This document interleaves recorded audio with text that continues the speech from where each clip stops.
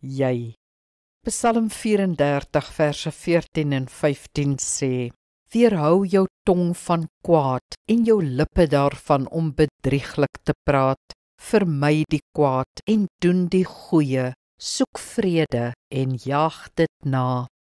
As ons in 'n konfliksituasie is, moet ons dit vermy om aanvallend op te tree.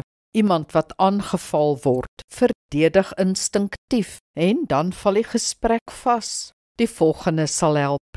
Probeer om die woord jy heeltemal te vermy.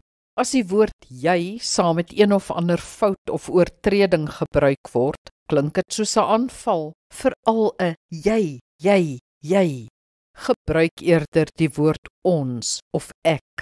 In plaas van jy kritiseer my altyd, sê eerder ek voel dikwels gekritiseer. So 'n stelling hou geen aanval in nie en hou die ruimte tussen ons oop.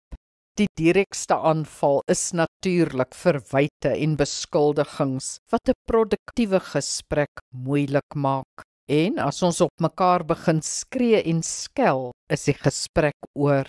Verlaat die gesprek gerus as dit so 'n punt bereik het. Sê, dit raak nou afbreekend, kom ons probeer later weer.